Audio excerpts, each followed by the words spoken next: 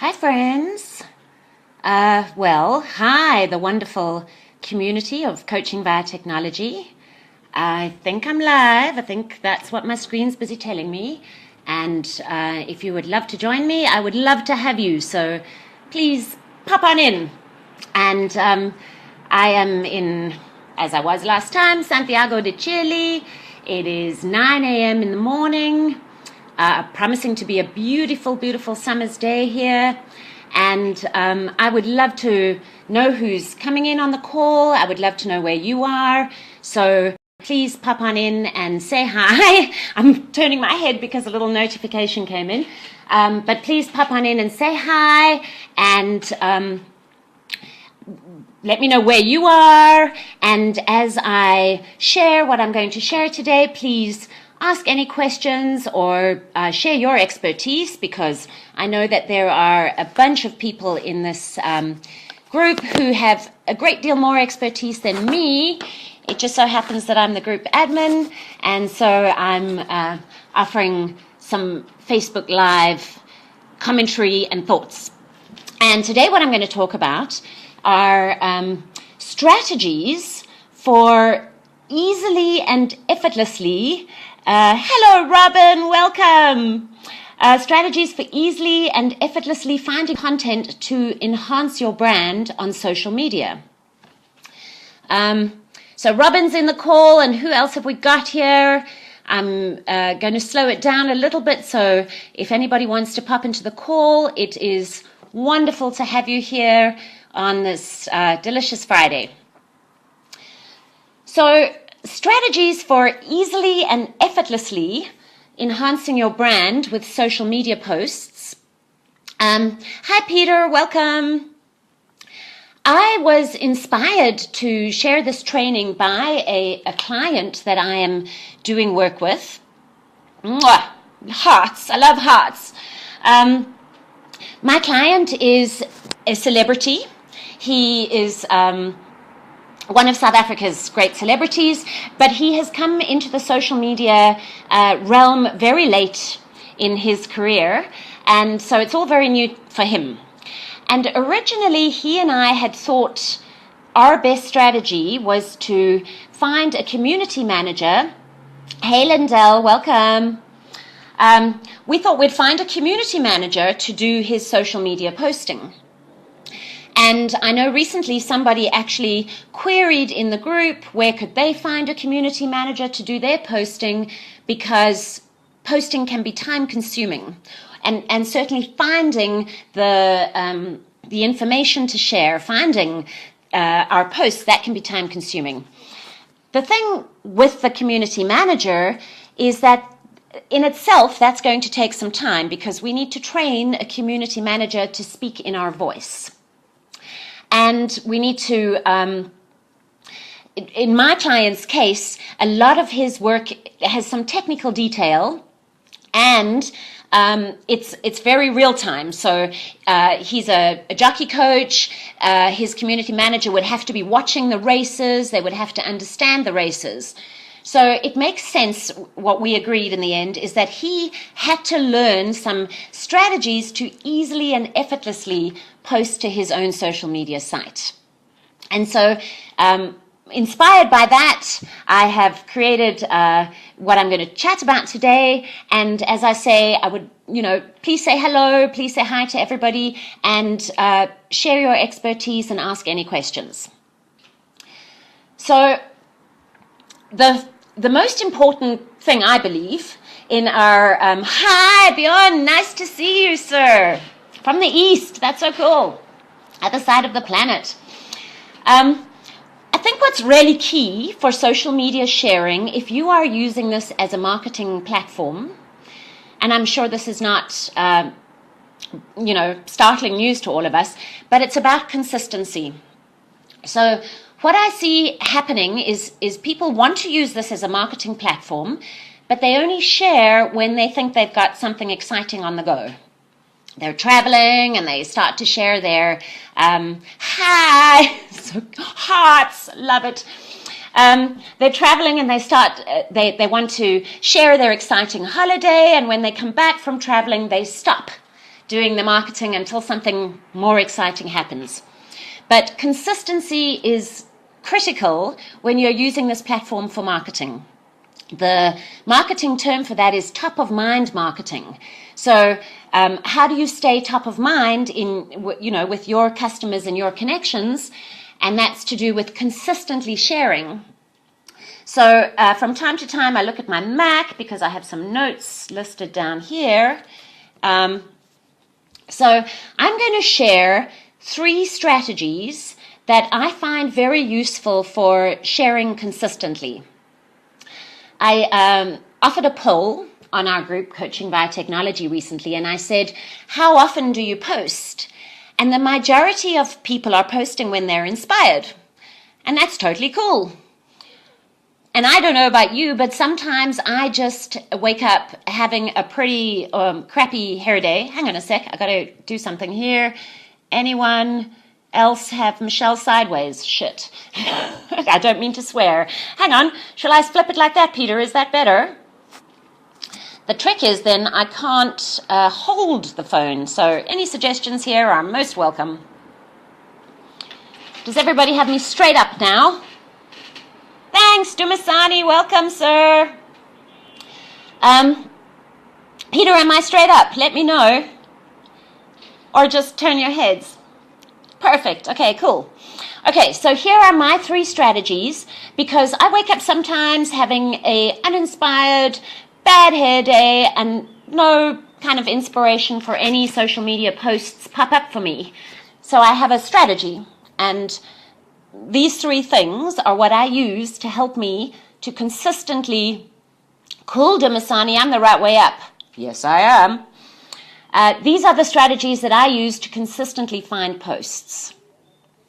So the first strategy is what I call, I've got Michelle's name for it. I call it the non-time specific storage bank. So non-time specific storage bank means that I am storing stuff. Hello, Michelle. Hello, Linda. Welcome, love. I am storing stuff all the time that has the potential to be a social media share. So I'm going to give you some real-time examples for this. This is my primary tool. Well, not this BlackBerry. Actually, the iPhone has become the primary tool, but a mobile phone is what I'm using as my non-specific storage bank. So an example of this might be I go on a hike, and I use the camera on the phone to take 3 pics. There are me and my friends hiking, there's a pic of the vista, and there's a pic of a beautiful flower on the hike. And I can share that, all 3 pics this evening on my social media sites. Look at me, I went for a hike, and here are the 3 pictures. But what I prefer to do is just to share one of those pictures from the hike and keep the other 2 in a non-time specific storage bank.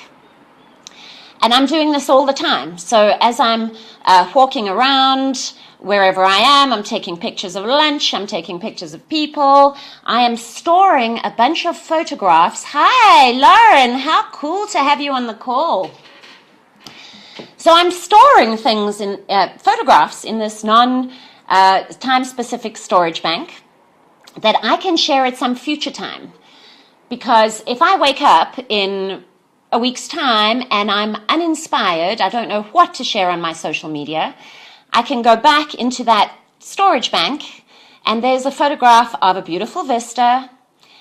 What I mean by it's non-time specific is it doesn't matter to anybody if I saw the vista today or yesterday or last week. But I can now use that to make a post and to say something about that post that is specific to my particular branding. So I'm going to continue to talk about the non-time specific. Time specific would be I'm at a networking function today and I want everybody to know, look at me, I'm at the networking function today.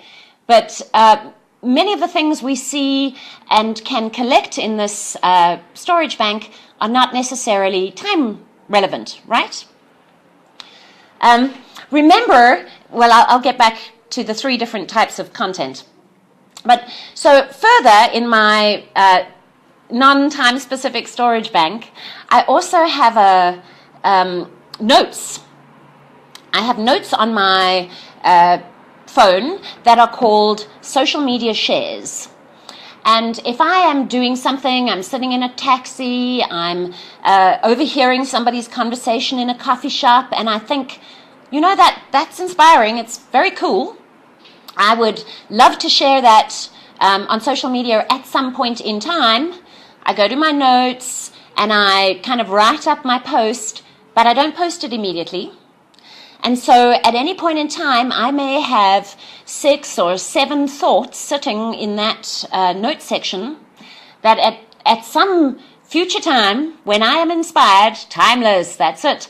When I am inspired, I can go back. When I'm not inspired, but I need to make a post, I can go in and check out my notes, check out my photographs, and share something that happened at some previous point in time. I'm hoping this makes kind of sense to people. Dumasani says, timeless images work. Like those from your favorite beach. Exactamente. And I was in my favorite beach like 3 weeks ago. But it was a great post and people enjoyed seeing the beach despite that I wasn't there in the immediate. The other thing I'm putting in my non-time specific storage bank are saves from Facebook. So I'm sure you are aware that there is a save button on any Facebook post. So I'm connected to a lot of people on my Facebook. Hey, Louise, so cool to have you here. Welcome. I'm receiving on the home feed of my Facebook a bunch of cool articles, great pictures, things that I think, wow, that would make a cool Facebook or social media share anywhere at some future time. And if you click on the top right-hand, exactly, you click on the top right-hand drop-down arrow of any post, you can save it. Using notes is a great idea. I use the same for Instagram stories. Excellent, Peter. I'm so chuffed we're of the same tribe. So I'm saving a lot of articles, pictures on my Facebook feed for future shares. And so if I wake up one day and I want to continue my plan of consistent sharing, but I'm uninspired, I go to my homepage of Facebook. I click down on the left-hand menu. There is something called Saved.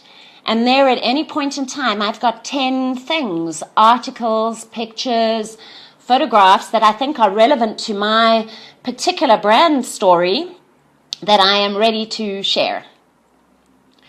So that was number 1, and I call that the non-time specific storage bank, which is just that you're permanently storing things for some future sharing time. And again, you probably all know this. It's generally accepted that there are three types of content to share on your social media. There is the original content that you create, your pictures, your blogs, your commentary, your whatever. It's original and you've made that up. Then there is curated posts, curated data. In other words, you have gathered articles that other people from other sources, which I'll talk about in a bit, and you're sharing somebody else's blog that they've written or a news article that's come out on News 24 or whatever that is. So that's curated posts. And then the final one is user-generated content. So this is content that is created by the people. Hey, Linda, welcome. So cool to see you here. This is content that is user-generated content, is content created by the users on your platform. So it could be, we'll use one of us as the example. Peter Du Toit creates fabulous original content. He shares on his wall. For me, that's user-generated content. I think what Peter's sharing matches my brand message. I pick up what Peter's sharing. I say, thank you, Peter, for this beautiful share, and I reshare it. So those are your three sources of sharing content: your original content, your curated content, and finally this user-generated content. So all of these can be saved for some future time in your non-time specific storage bank. You're just creating a reservoir of potential future shares. So how's it? Hello, Kerry. Welcome. So cool to see you. How are we all doing? Anybody have anything to share or add? Go for it. Write it up in the comments section. And it's hi, Mish, mwah, Linda. We're a great community for mutual learning. So share and speak to each other, and we're all here to learn together. So far I've shared that one of the tools that I use is to continually store pictures, Facebook saves, articles, and things I see in a storage bank for future use, so that I am not waiting on divine inspiration to share on Facebook. I've actually got content. I don't know what Buffer is, Peter. It may relate to what I'm about to talk about, which is bringing content to me. And I'm thinking Buffer is part of that, but maybe you can share with us in the comments. We'd be chuffed. So my next strategy is to bring the content to me. So in the first strategy, I guess I'm creating the content. I'm walking around, taking pics, saving things. I'm being a bit more proactive. In my second strategy, I am bringing content to me. And to do that, I am using some tools. I'm going to assume that when Peter's talking about Buffer, he's talking about these tools that bring content to me. There are a variety of tools that I am currently using, which many of you are probably using too. So the oldest one that I've been using is Google Alerts. And Google Alerts, a facility that Google uses in combination with your Gmail, where I can go and set up several alerts to tell Google what it is that I want information on, please. So I have a Google Alert set up for leadership coaching, for emotionally intelligent branding, for work and travel. And once a day, Google sends me an email in my inbox, so my content is coming to me. Okay, I'm just pausing. Buffer is a scheduling app, meaning you can schedule posts. Stunning. Okay, loving that. I'm not using it, but what a great tool. That's scheduling. It's like the non-time specific thing, right? So I'm going to go back to bringing my content to me. I'm using Google Alerts. I get this email from Google once a day. Hello, Michelle. Here are all the latest articles on leadership coaching, on emotionally intelligent branding. Boom, just arrives in my inbox. So my content comes to me, right? Another one that I've started to use quite recently, and in fact I'm liking it even more than Google Alerts, is something called TalkWalker Alerts. It just seems to be more comprehensive. It's covering a wider range. Same thing happens. I set up alerts in TalkWalker, and I get this email in my inbox. Hi, Michelle. Here are the latest blogs, podcasts, news articles on your particular subject of interest.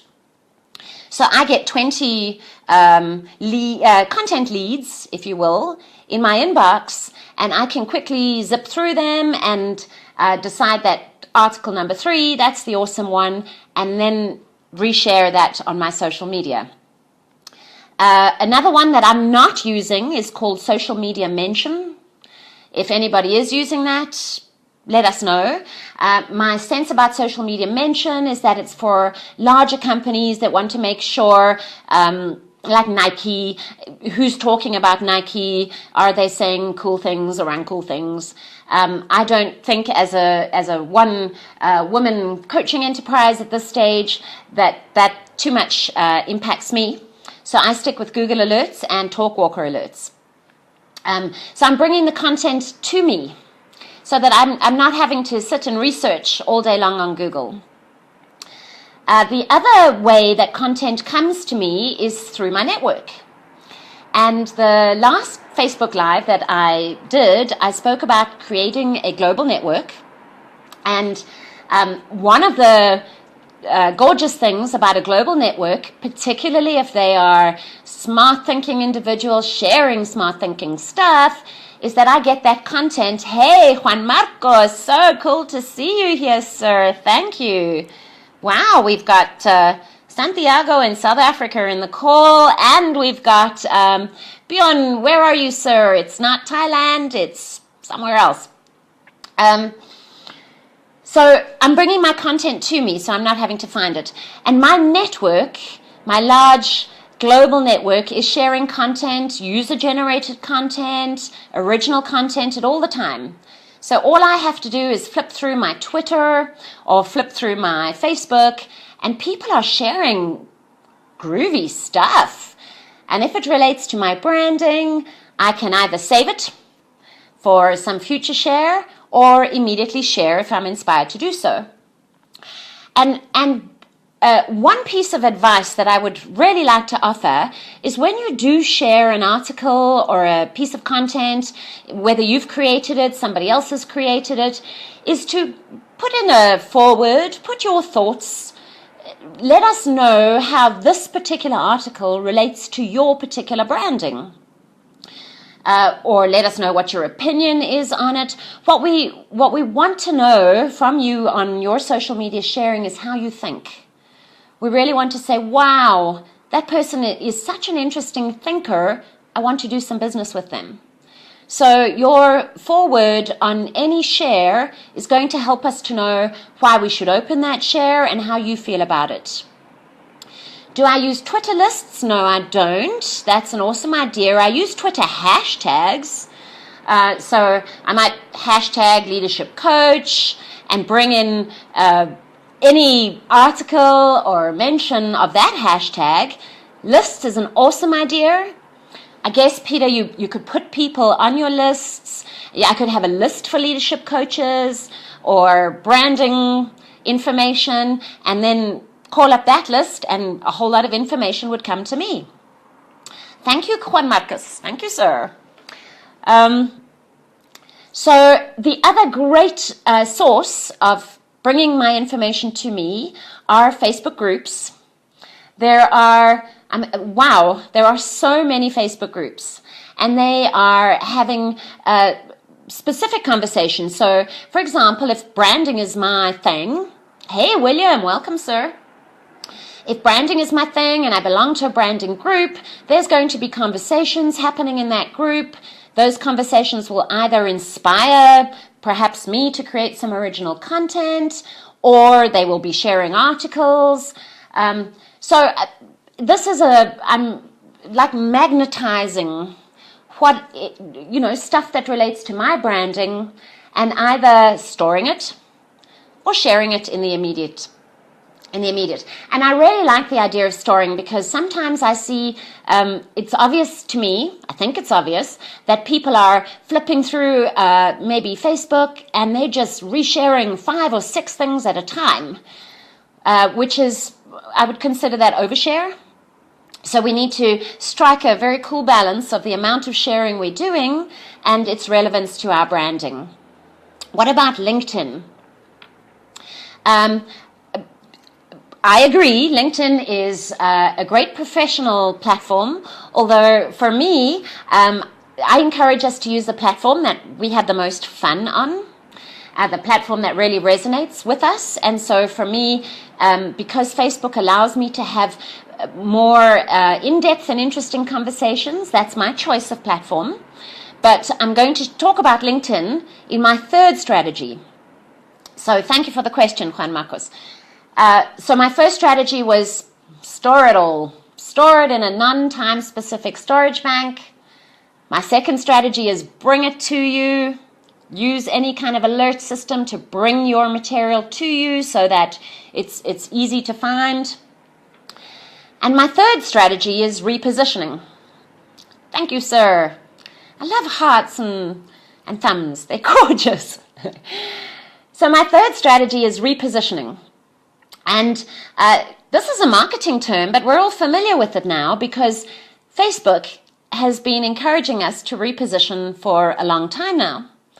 So many of us know that when you go onto Facebook, your first entry there in the morning, it may say, "This is the memory, Michelle, that we see you had 4 years ago."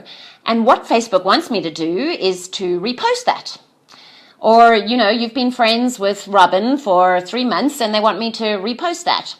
So they're inviting me to reposition content. And any of us can do that without Facebook's prompts, is to reposition our own content. So it's likely that some of us have been on the social media sites for a long time. Prior to that, we had blogs and our own websites. So we've got material already sitting in those storage banks, right?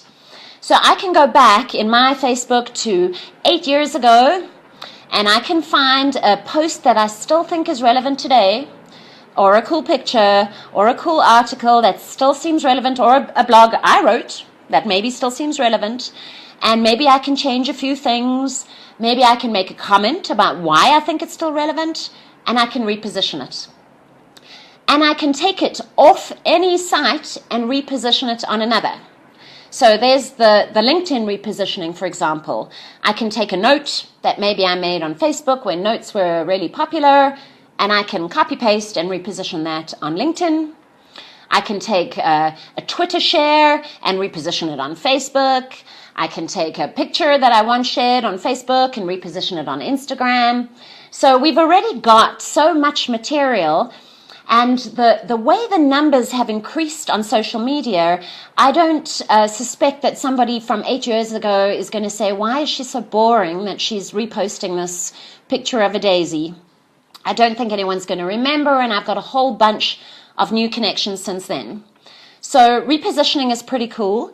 And one of the things that I find to be a valuable repositioning technique is that I go onto my own blog, find a blog that I think I wrote a while back that's still pretty relevant and cool, copy paste, and put it onto the LinkedIn blogging facility. More thumbs up. That's so cool. And please, guys, while I'm talking, and I've chosen to only do these for 30 minutes, and I've got a few minutes in hand, don't hesitate to share any thoughts or expertise you have in the comments. And of course, this clip will stay up all day long and more. And you are welcome to add any thoughts or comments that you think will help. So those are my 3 strategies that I'm using that I find quite effortless and easy at the moment. So the one is that I am using my phone, my notes, my photo storage. I'm continually collecting data, but I'm not necessarily sharing it now. So I call that the non-specific time bank, and I'm collecting. So at any point in time, I can go into that and find something to post. My further strategy to that was to bring the content to me, to use various content lead generators like Talkwalker alerts or Google alerts, my own network, Twitter lists Peter's introduced us to, Twitter hashtags, anything that generates the content to me. I'm just going to check in on this question. Do you think it's necessary? Hang on a section. I don't know how to go back. Do you think it's necessary to have a professional profile on Facebook different from a personal profile? How are they interwoven? Excellent question, because I do. And for me, the success of my professional profile on Facebook is determined by my personal profile. So the two to me seem very interwoven. The more interest I create in my personal profile, the more people are interested in my professional profile.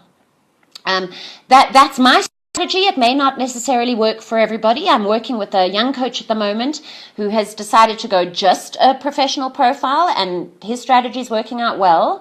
I kind of like the two, so that would be my thinking, is to have the two. Excellent idea. Share reviews of coaching related books. Another client and I are working on a strategy where she's actually going to be doing a little book review on something that she's reading, because she has a bunch of books in her library. So you can get your content from books that you're currently reading, especially if you read on Kindle and you can save various quotes or thoughts. That means you don't necessarily have to share them now. You can save those into your non-time related storage bank and refer to them at any future time.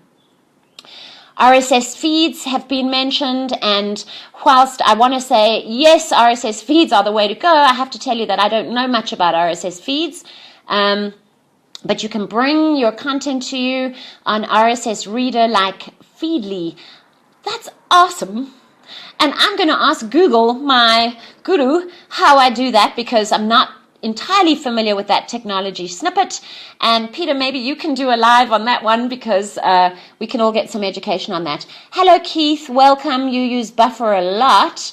That's cool. I'm excited to hear about this Buffer. I'm going to learn about that. Recently, I learned about this Facebook scheduling, and I'm like, duh, where have I been? So again, that's the non-time specific thing.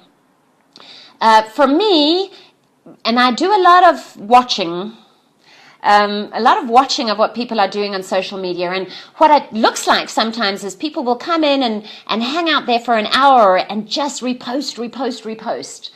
And I think wiser and calmer and easier and, perhaps more effortless in the long run strategy is to store. Repost one and store. And then the third strategy I mentioned was this repositioning, which is to go through your own feed, see what you've shared before, and if it's still relevant, pick it up, share it somewhere else, reposition it. You've probably got bunches of information. So with those three strategies, you should be able, despite that you are not feeling inspired today by divine intervention to share a post, make a comment, you should have enough stored in your various storage banks to go on in and find something cool and reshare it, so that you are consistent and so that your audience is seeing you regularly, you're staying top of mind, and you're allowing them to see inside your head and how you think. So friends, I think I've even gone over a little bit of the promised time. But I thank you so much for coming on in. Don't hesitate to keep sharing your information with one another. And if I have more thoughts, I'll share them in the comment thread. And I am super excited to watch watch what you're going to be sharing and to read. And if it's awesome and it relates to me, I may pick it up. Thank you very much. And share it on, so we can be a great source of content for one another. I'm so excited about this Buffer thing. Thanks, Keith, Peter. I'm going to go and check it out, and I'm sure many of us are going to. So everybody, thanks so much for popping on in. Thank you so much for your participation in Coaching via Technology. Please continue to learn and grow in the group and stay with us. And I want to wish you all a super duper weekend. And see you next time. Thanks so much. Ciao.